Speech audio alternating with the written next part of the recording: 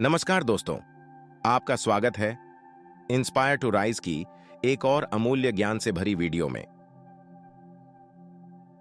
प्राचीन समय की बात है। एक समुद्र के किनारे एक गुरु अपना आश्रम बनाकर रहा करते थे।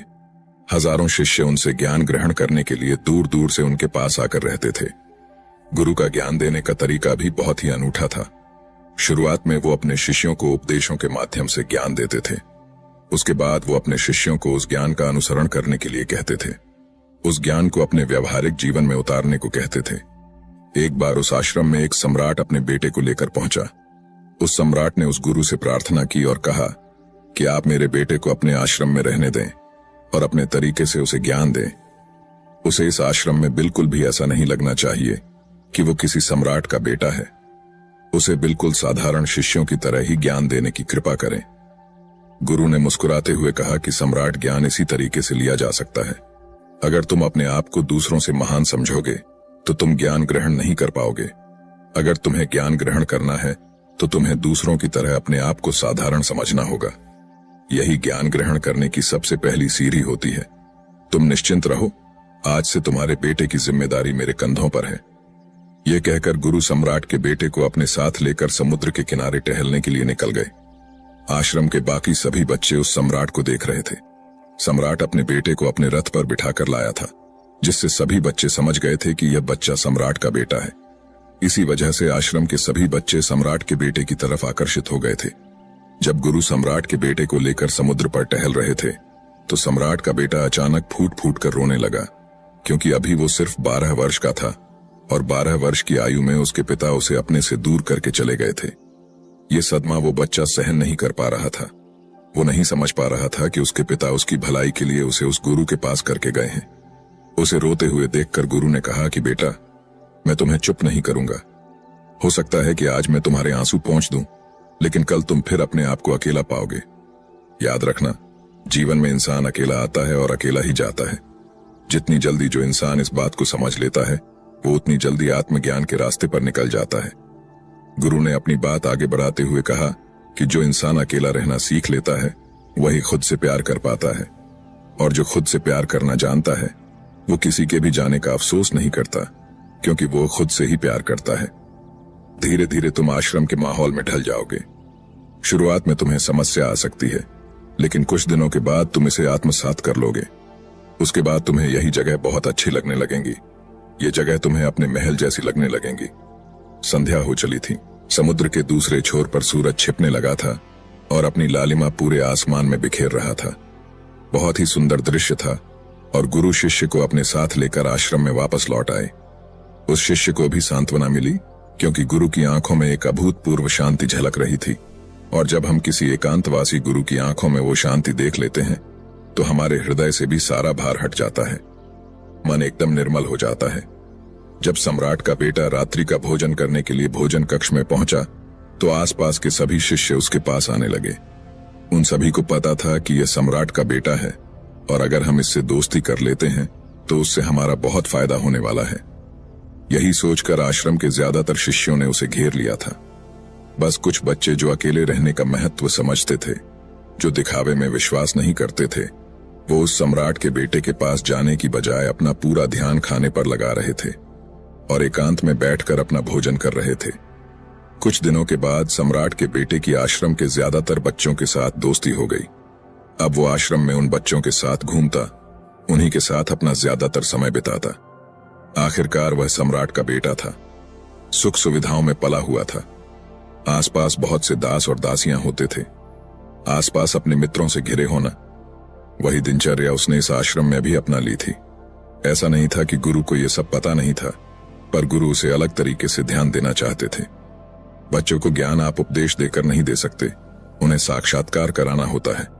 उसके बाद उन्हें वो बात समझ आती है जो आप समझाना चाहते हैं।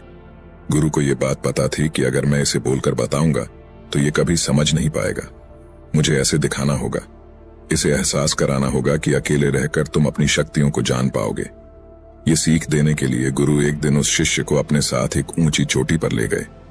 चोटी पर पहुंचकर गुरु ने उसे शिष्य से कहा कि अब तुम्हारा ज्ञान पूरा हो चुका है, बस एक आखिरी रात तुम्हें यहां पर बितानी होगी। उसके बाद अगले दिन शाम को मैं तुम्हारे राजमहल में तुमको पहुंचा दूंगा। वो बच्चा तो ये सुनकर बहुत खुश हो गया कि अब मैं वापस अपने राजमहल चला जाऊंगा।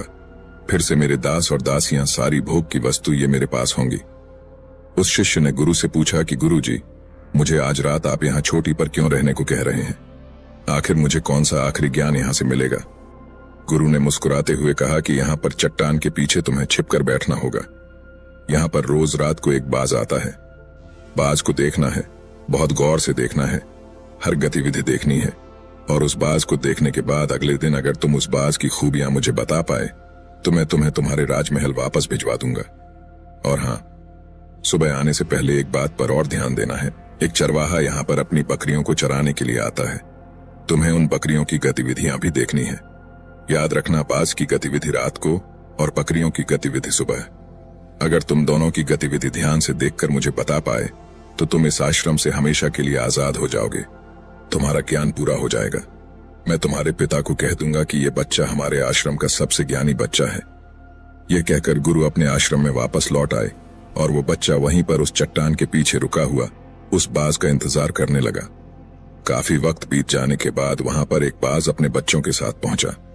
सम्राट के बेटे ने पूरी रात उस बाज की गतिविधि बहुत ध्यानपूर्वक देखी और सुबह होने के बाद जब चरवाहा वहां पर अपनी बकरियों को लेकर पहुंचा तो उसने एक अभूतपूर्व दृश्य देखा।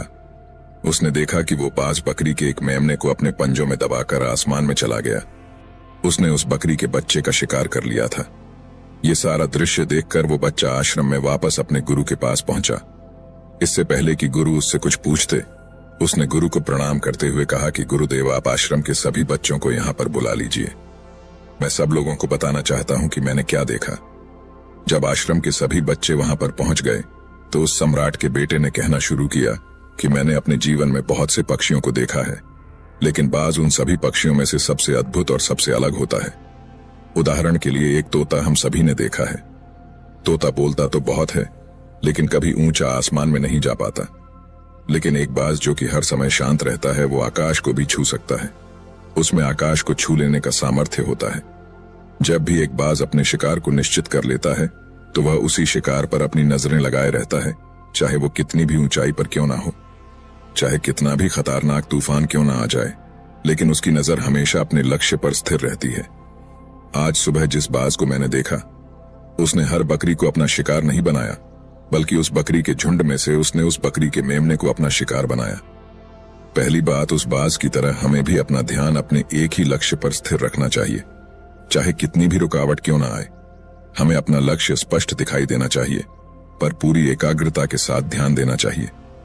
तीसरी बात जो मैंने उस बाज से सीखी और जो हम सभी को सीखनी चाहिए, वह यह है कि बाज कभी भी दूसरे पक्षी के साथ नहीं रहता।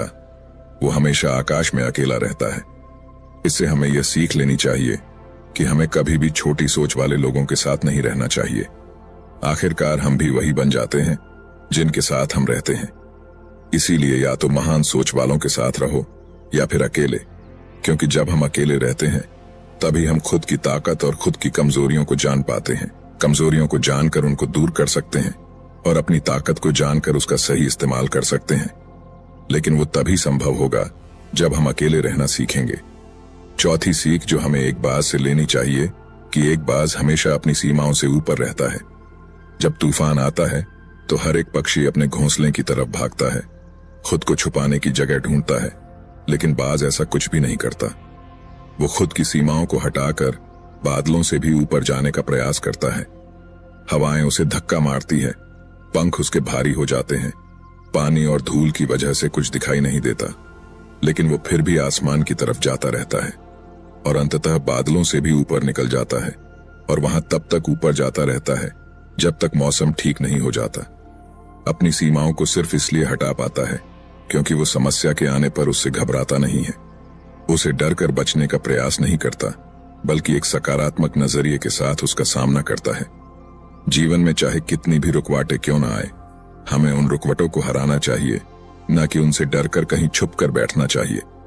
बहादुर तो वो लोग होते हैं जो तूफानों से टकरा जाते हैं, कायर तो अपने घर में, अपने घोंसले में, अपनी जगह में आराम से बैठ जाते हैं। पांचवी बात जो हमें एक बाज से सीखनी चाहिए कि बाज कभी भी अपने घोंसले में घास के कोमल तिनके नहीं रखता।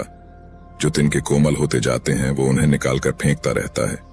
उसी तरह चाहे कितनी भी आरामदायक जिंदगी आपको मिली हो, लेकिन उस आराम से ऊपर उठकर अपने आलस्य को हटाकर जीवन में मेहनत करते रहना चाहिए। जीवन में पसीना बहाना चाहिए, शारीरिक मेहनत करनी चाहिए। अपने घोंसले से कोमल तिनके उठाकर फेंक दो और आज ही अपने आलस्य को हटाकर निकलो। हर दिन अपने आप को चुनौतियां दो, हर दिन मुश्किलों का सामना करो, क्योंकि वही मुश्किलें तुम्हें मजबूत बनाएंगी। जंगल के राजा शेर को भी झुंड बनाकर शिकार करते हुए देखा जा सकता है, लेकिन बाज हमेशा अकेला शिकार करता है, क्योंकि वो जानता है कि झुंड में रहना हौसला तो देती है मगर साहस छीन लेती है। आदमी को हमेशा अकेले ही आगे जाना होता है। यही कारण होता है कि वो जल, थल और नभ सभी जगहों पर अपने शिकार का परचम लहरा सकता है। बाज की उम्र लगभग 70 साल की होती है, लेकिन 40 साल में ही उसका शरीर पुराना हो जाता है। नाखून उसके पैरों में धंसने लगते हैं, पंख उसके शरीर में चिपक जाते हैं, उसकी चोंच खराब हो जाती है, उसका शरीर भारी हो जाता है। ऐसी स्थिति में शिकार करना तो क्या, जीने की भी हालत नहीं रहती उसकी। ऐसे में उसके पास सिर्फ 2 विकल्प होते हैं। पहला, या तो वह खुद की इस अवस्था को स्वीकार कर लें और भूखा प्यासा मर जाए, किसी दूसरे जानवर का शिकार बन जाए, और दूसरा विकल्प यह होता है कि वो 6 महीने एक बहुत ही दर्दनाक प्रक्रिया से गुजरे और खुद को फिर से पहले जैसा मजबूत बना लें। लेकिन बाज दूसरा विकल्प चुनता है। इसके लिए वो खुद को एक बहुत ही ऊंचे चोटी पर ले जाता है, जहां वह पहले अपने सारे पंख खींच खींच कर निकालता है और फिर चट्टान पर पैर मार मार कर अपने पंजे कुतर देता है। उसके बाद उसी चट्टान पर अपनी चोंच को पटक पटक कर पुराना हिस्सा निकाल देता है और इस लहूलुहान अवस्था में खुद को दूसरे जानवरों से छुपाता फिरता है। अगले 6 महीने तक वो इसी दर्दनाक प्रक्रिया से गुजरता है और इंतजार करता है नए चोंच, नए पंखों का। तब फिर वो अपनी नई जिंदगी शुरू करता है और निकल जाता है अपने शिकार पर और अगले 30 सालों तक फिर से राज करता है। इसीलिए समय आने पर हमें भी अपनी पुरानी आदतों को त्यागना होता है और कुछ नया सीखना होता है। समय के साथ बदलना होता है, अपने आप को तैयार करना है, वरना हमारा भी शिकार हो सकता है, हम भी पीछे रह सकते हैं। इसके बाद सम्राट के बेटे ने बकरी की विशेषता बताते हुए कहा कि बकरी हमेशा झुंड में चलती है। उन्हें झुंड में एक साथ चलने से हिम्मत मिलती है, लेकिन जैसे ही उन पर शिकार होता है वैसे ही वो बकरियां तितर बितर हो जाती। उस पूरी बकरियों में से एक भी बकरी अपने साथी की मदद करने के लिए वापस नहीं लौटती। इससे हमें यह सीख मिलती है कि हमारे साथ कितने भी लोग हो, किसी पर भी यकीन नहीं करना। यकीन करना तो खुद पर करना, क्योंकि बुरा समय आने पर वो बकरी तितर बितर हो जाएगी, आपको पता ही नहीं चल पाएगा। गुरु को प्रणाम करते हुए सम्राट के बेटे ने अपने गुरु से कहा कि गुरुदेव, अगर मुझसे कोई सीख रह गई हो तो कृपया करके आप बताने की कृपा करें। गुरु ने सभी बच्चों को संबोधित करते हुए कहा कि ये सभी बातें जो अभी इस बच्चे ने बताई हैं सब सही है, लेकिन ये सारी खूबियां आप लोगों में तभी पैदा हो पाएगी जब आप अकेले रहने का अभ्यास करेंगे। आपने देखा होगा कि बाज कभी भी किसी दूसरे पक्षी के साथ नहीं रहता, ना ही किसी के साथ अपनी दोस्ती बनाता। वो आसमान में अकेला रहता है और अकेला रहने की वजह से वो अपनी ताकत और अपनी कमजोरियों को जान पाता है। इसके बाद गुरु ने अपनी बात खत्म करते हुए कहा कि मैं आज रात इस सम्राट के बेटे को इसके राजमहल में पहुंचाने के लिए जा रहा हूं, क्योंकि इसकी सीख यहां पर पूरी हो गई है।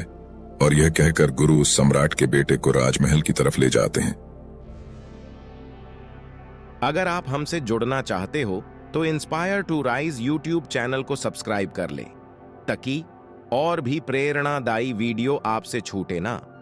धन्यवाद।